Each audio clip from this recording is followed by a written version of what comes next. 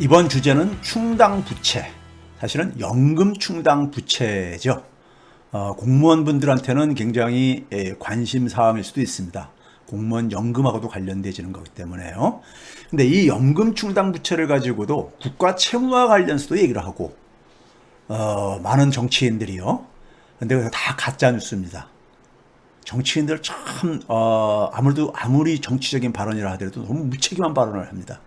심지어는 경제학 박사 출신의, 경제 전문가 출신의 정치인들도 그러고 있습니다.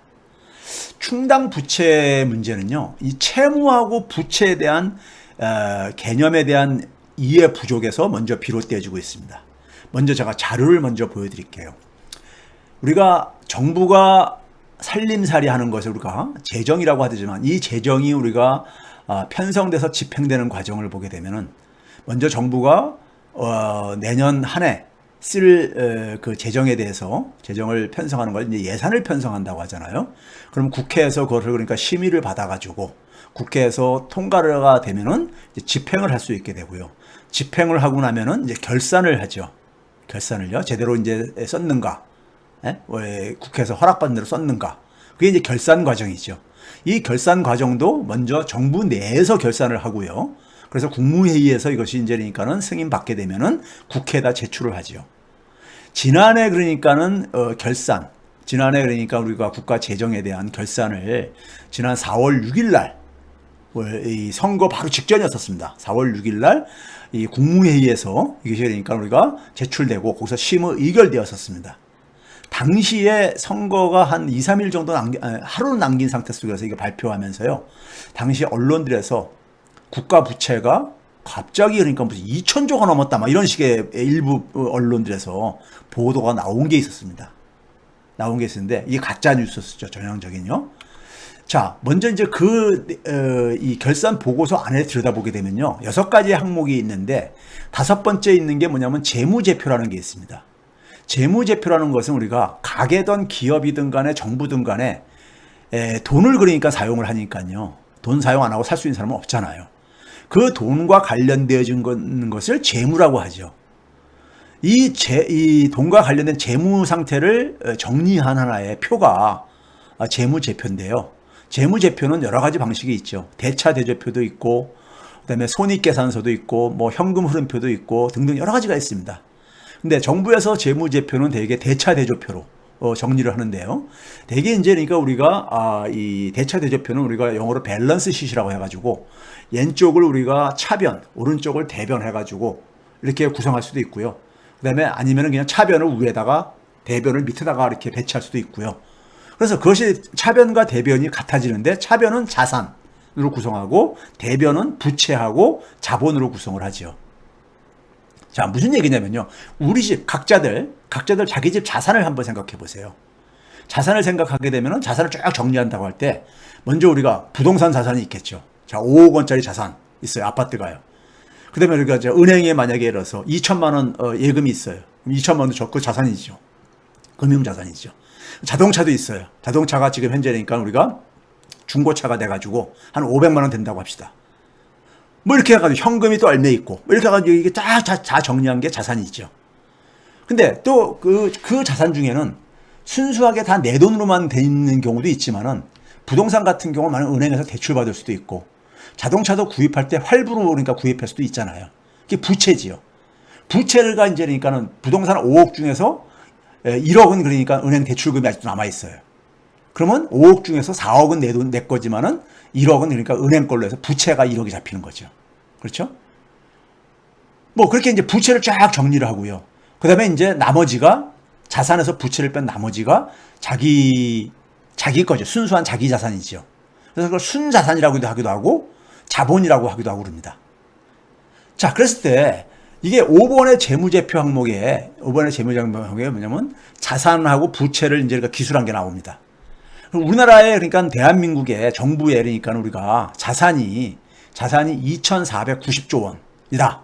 2020년 기준으로요. 이렇게 한 거고, 부채는 뭐냐면은 1,985조 원 정도 되는데, 연금 충당 부채 증가가 한 100조 정도, 101조 정도 그러니까 증가를 반올림해서요. 이게 증가하고, 이렇게 해가지고 부채가 1985조 원이다 이렇게 했어요.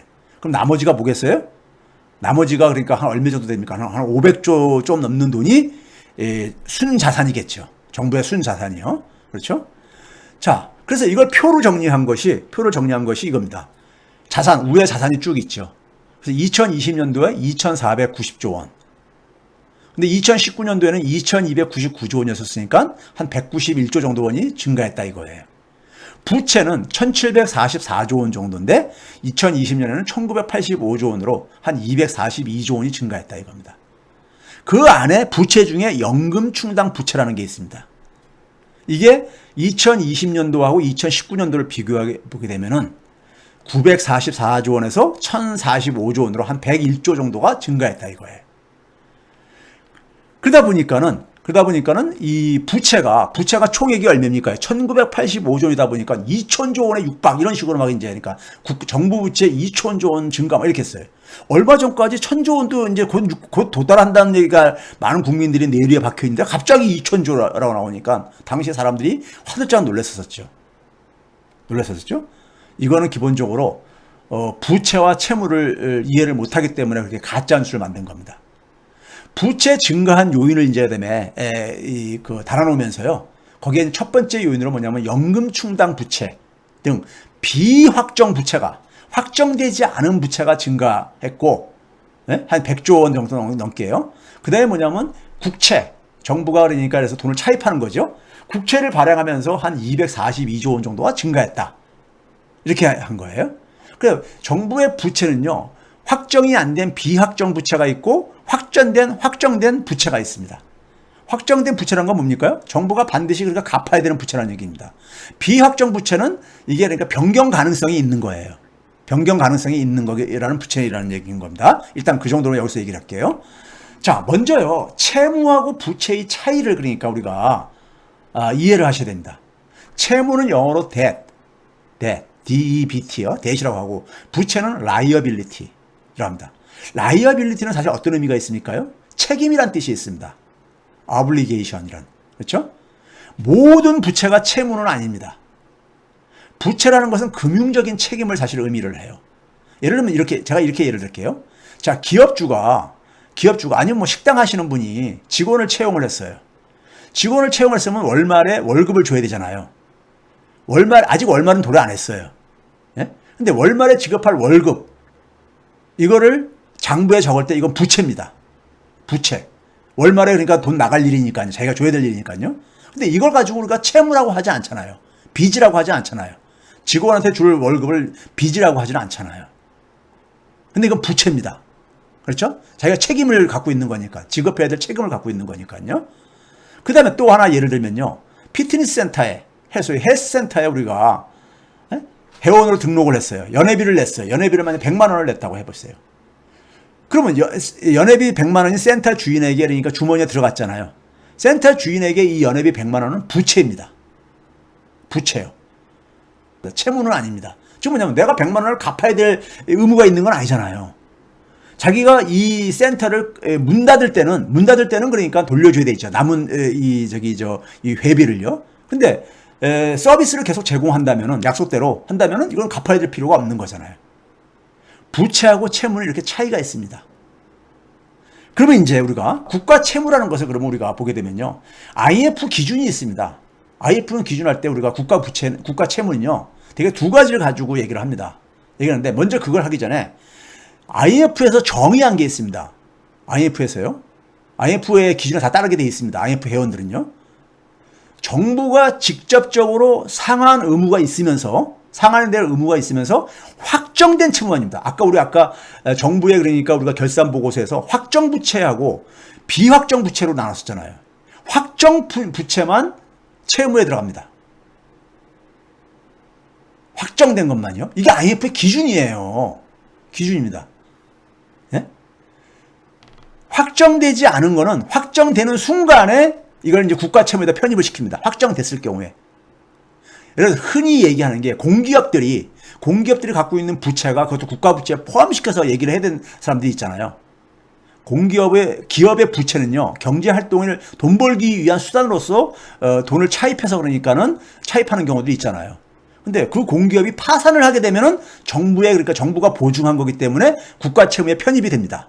근데 파산하기 전에는 공기업이 그 돈을 차입을 한 돈을 가지고 돈벌이를 할 수 있잖아요. 자기가 갚을 수가 있잖아요. 그렇기 때문에 그게 파산하기 전까지는 확정된 채무가 아니기 때문에 국가 부채에 포함을 안 시킵니다. 마찬가지로 4대 연금이요. 4대 연금, 공무원 연금을 포함해가지고 이것도 잠재적인 부채 맞습니다. 그런데 이것도 그러니까 부채라는 것도 그러니까는 공무원이 그러니까 퇴직을 해가지고 연금을 수령할 때까지 그러니까는 많은 요인들이 물가도 변화하고 금리도 변화하고 이게 영향을 미치는지 잠시 후에 설명을 드릴게요. 그 다음에 뭐냐면은 또 앞으로 그러니까 우리가 이래서 연금이 그러니까 우리가 연금 개혁을 할 수도 있어요. 예를 들면 연금이라는 것은 과거에 그러니까 우리가 미래를 그러니까 우리가 상정해가지고 이 연금을 지급을 얼마만큼 할 것인가. 그래서 얼마를 받아야 될 것인가. 이거를 이제 우리가 계산한 건데 상정했을 때하고 상황이 달라질 수가 있잖아요. 사람들이 우리가 과거에는 그러니까는 한 80대 정도면은 되게 수명이 다 할 줄 알았는데 요즘은 흔히 100세까지 사니까는 지급해야 될 연금액이 더 많이 필요하잖아요. 상황이 변했기 때문에 연금도 그러니까는 개혁할 수가 있는 거죠. 공무원 연금도 몇 차례 개혁을 했었잖아요. 그렇죠? 그렇기 때문에 이런 것도 확정이 안 된 거기 때문에 연금도 그러니까는 국가 채무에 포함을 안 시킵니다. 제발 좀 고집스레 피우지 마세요. 이거는 전 세계 어느 나라 국가도 포함시키지 않고 있습니다. 네? 공기업도 아까 얘기한 것처럼 포함을 안 시키고 있고요. 그 다음에 통화안정증권이라는 게 있습니다. 정부가 발행하는 채권이 아니라 한국은행이 발행한 겁니다. 통화안정증권은 말 그대로 물가를 안정시키기 위해서, 즉 화폐 가치를 안정시키기 위해서 발행하는 증권입니다. 이건 한국은행의 부채인 거예요. 한국은행이 돈 벌어가지고 갚으면 되는 거예요. 근데 국가채무에 포함되지 않습니다. 자, 국가채무는요, 커다랗게 우리가 가장 많이 쓰는 것은 국가채무는 대개 우리가 개념적으로 D1부터 D2, D3까지 있습니다. D1은 뭐냐면요. D1은 중앙정부의 채무입니다. 사실은요. 중앙정부의 채무요. 그런데 우리나라는 지방정부가 많은 이제 분권화가 되어 있는 유럽 같은 데는 중앙정부의 채무만을 많이 가지만은 우리나라는 지방정부도 중앙정부에 많이 의존하다 보니까 중앙정부, 지방정부 채무를 합해가지고 이거를 그러니까 우리가 흔히 말해서 일반정부 채무로 해가지고 발표를 하는데 이게 이제 소위 말해서 D1, 국가채무의 가장 일반적인 하나의 국가채무 기준입니다. 여기에다가 비영리 공공기관이요. 예를 들어서 기재부 산하에 KDI라고 한국개발연구원이라는 게 있죠. 이건 비영리 추구를 하지 않는 공공기관이잖아요. 이런 데 갖고 있는 부채를 합한 게 D2입니다. 정부 부채에다가 중앙정부 부채, 지방정부 부채 플러스 비영리 공공기관. 이 부채를 합한 게 D2고요. 이 D1과 D2를 IMF나 OECD에서 일반적으로 사용하는 부채입니다. D3도 있어요. D3도 개념적으로요. D3는 뭐냐면 여기다가 공기업, 금융회사가 아니면서 공기업인 것들, 공기업 부채요. 뭐 예를 들어서 그러니까 우리가 뭐 수자원공사 이런 것들 그러니까 한전 이런 것도 공기업이잖아요. 이 부채를 여기다 포함시킨 게 이게 D3입니다. 근데 이 D3는 국제사회 속에서 일반적으로 사용하지 않아요. 전 세계에서 7개 국가만이 이 D3를 계산을 합니다. 계산을 하는데 그 기준으로도 우리나라는 굉장히 낮은 나라 중에 하나입니다. 7개 국가 중에서 두 번째로 낮아요. 근데 여기 D1, D2, D3에 연금 충당 부채는 없잖아요. 국가 채무는 그러니까 이 유형이 세 가지예요. 근데 연금 충당 부채를 굳이 요 가지고 그러니까는 국가 채무를 뻥튀기 해가지고 가짜 뉴스를 만드는 사람들 참 부끄러운 줄 알아야 돼요. 더군다나 경제 전문가 출신 정치인들이 이런 얘기하면요, 그 사람들은 알면서 그럴 가능성이 크고요, 모르면서 하면 굉장히 무능한 사람인 거고요. 자, 이제 우리가 본론인 연금 충당 부채를 봅시다. 연금 충당 부채는요, 무슨 말이냐면은 연금을 지급하기 위해서 그러니까 우리가 소위 뭡니까? 조달되어야 되는 부채를 얘기를 하는 겁니다. 근데 우리가 연금 충당 부채를 우리가 어떤 식으로 오해들을 하고 있냐면요, 우리가 연금을 지급해야 될 때 미래 이제 얼마 안 가면 부족해진다, 이런 내용으로 오해들을 하고 있어요.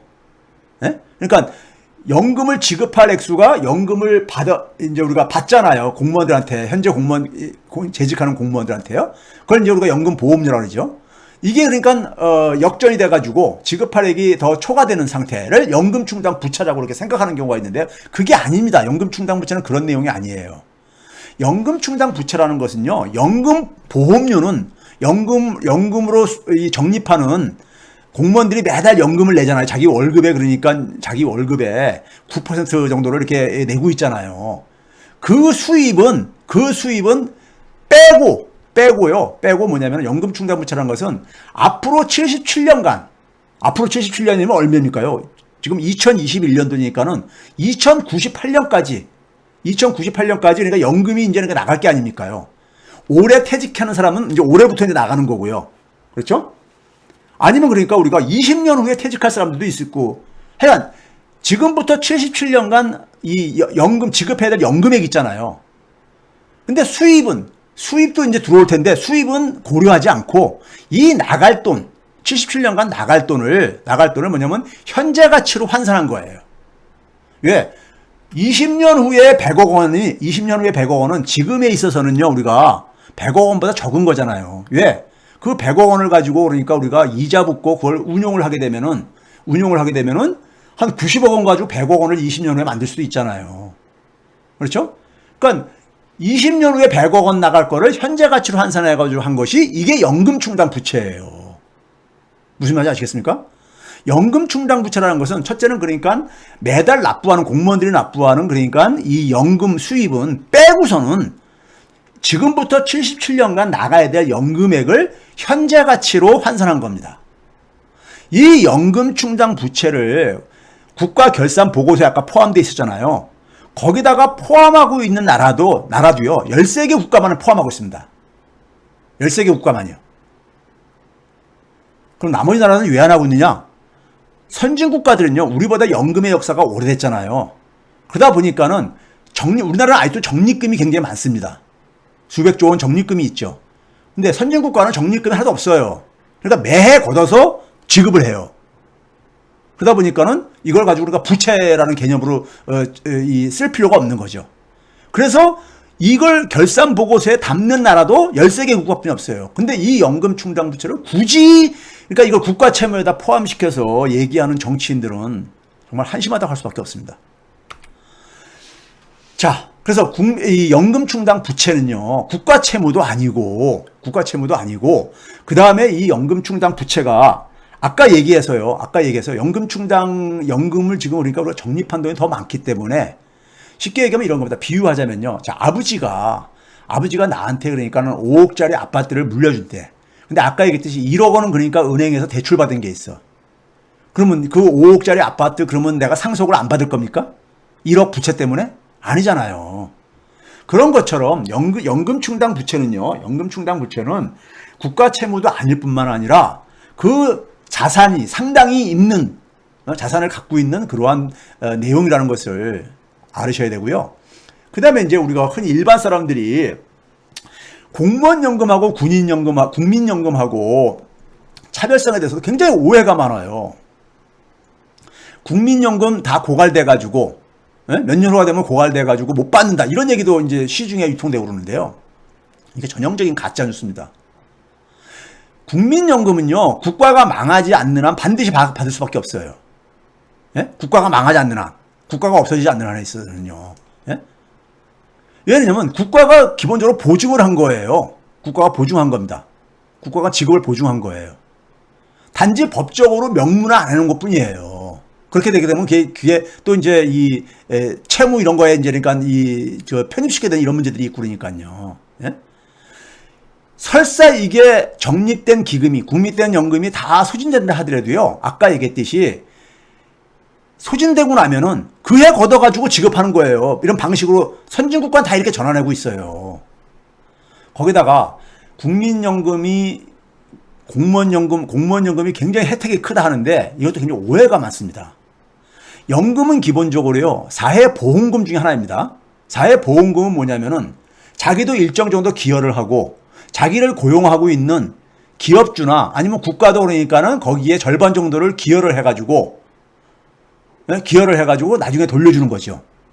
국민연금은 본인 부담금이 월급에서 4.5%를 국민연금으로 적립을 합니다.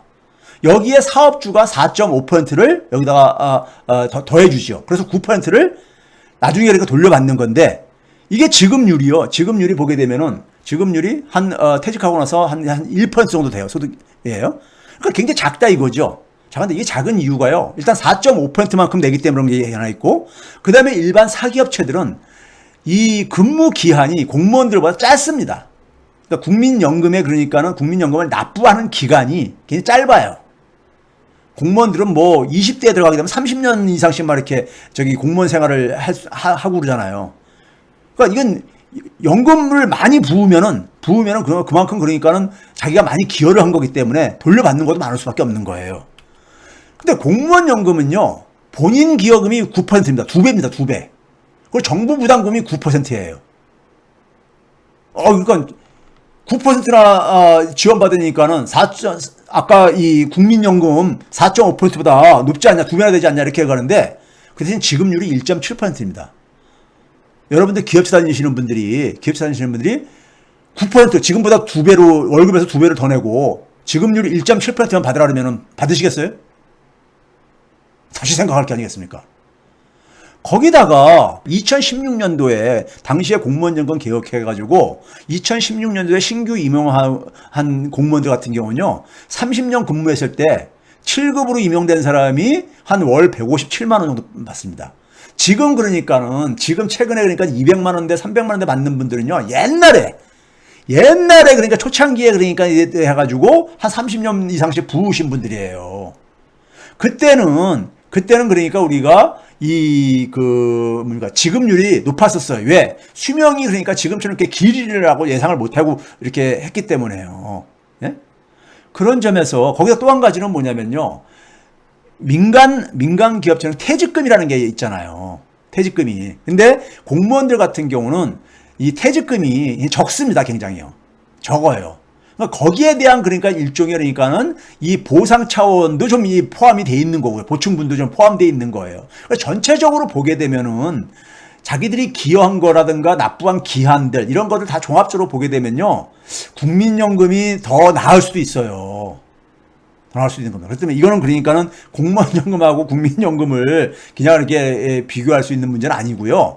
자, 국민연금 보시게 되면은 지금 현재 그러니까 우리가 최근에 많이 그러니까는 수익률이 낮다르잖아요. 문재인 정부 들어와서 수익률이 굉장히 높습니다. 2019년, 2020년. 어떤 사람이 2020년도에는 그러니까 돈이 많이 풀려가지고 주가가 많이 올랐을 게 높은 게 아니라는데 2019년도에도 높았었어요. 2019년도에도요. 그래서 박근혜 정부 기간 동안에 수익률이 한 연평균 4.65%면은 문재인 정부에서 6.84%입니다. 그러니까 문재인 정부만이 그런 게 아니라 국민연금이 그러니까 우리가 기본적으로 제대로 이렇게 지금 관리가 되고 있고요. 설사 이게 다 고갈되더라도 나중에 지급받는 데는 정부가 우리나라 대한민국이 없어지지 않는 한에 있어서는요, 아무 문제가 없음을 이해를 하셔야 될 겁니다. 연금 충당 부채 이걸로 마치겠습니다. 감사합니다.